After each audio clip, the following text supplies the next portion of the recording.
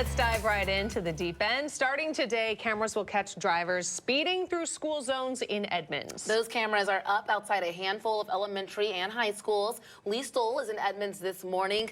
Hi, Lee. Tell us how long these cameras have been up and what happens if drivers are caught going over the posted speed limit.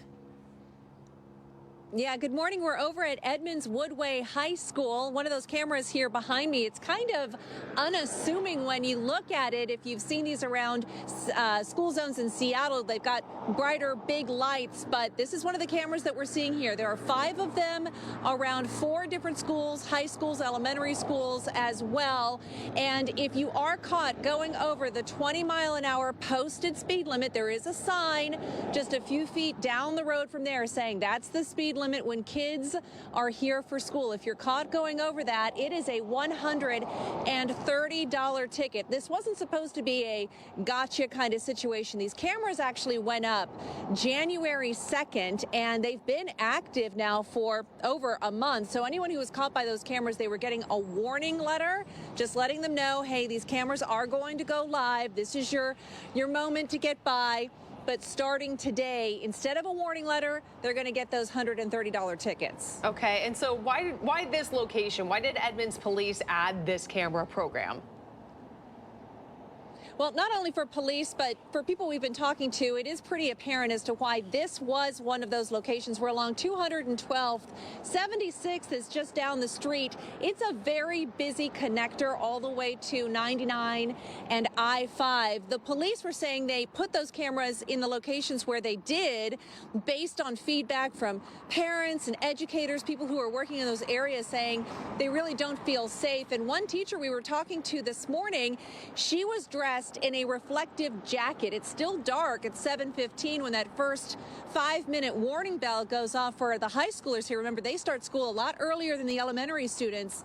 She said she used to have reflective lights on her jacket. Those had fallen off.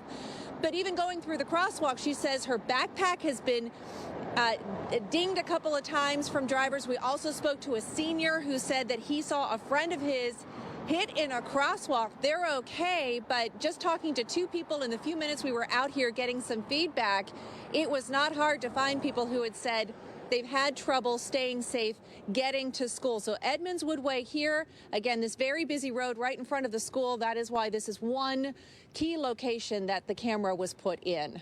Definitely scary to hear those firsthand accounts from students and even the school crossing guards. Now, Lee, you mentioned you're on a very busy stretch of roadway right now in front of the high school, and you've got the camera behind you. Are drivers slowing down? How are people kind of responding to the new change? Well, I gotta say, the drivers who are going through here, it's kind of a mix. I'm not really getting the sense a lot of people are going 20 miles an hour, but it doesn't seem like they have to right now. It's probably 25 or 30 through here. We've got that sign right here saying that it is 20 when kids are present. Basically, these cameras that we've seen in other school zones, they're active when kids are coming to school, when they're leaving school, not necessarily all day long. But while we've been here, I haven't really seen the lights flashing anywhere to let people know that the camera is active. If you're in Seattle, I was taking a look over the last couple of years, they've added 19 cameras to different school zones. We're talking about 5 cameras here in Edmonds. Bothell also just added a couple in September. They're up in Kirkland. The price for these tickets, it really varies city to city. But it really also varies. It seems that in Seattle, again, you have those big, bright lights, if you've seen them, right before the camera snaps your license plate, warning you that the camera is active. Haven't seen that this morning, but again, the ticket here, $130, that's a lot of latte money. It's even more in Seattle. It's $237. If you get caught by these cameras, it's $139 in Bothell. So it really varies city to city, but that can add up really quickly. The good news is if you pay it on time, it doesn't represent anything on your driving record. That can still stay clean. Yeah, still will hit you in the wallet, though, Lee. Thank you. You know, it's just one of those things. People will eventually learn one way or another. If those lights are flashing, if they're not, they're going to get that ticket in the mail, or they'll learn to just slow down, which would be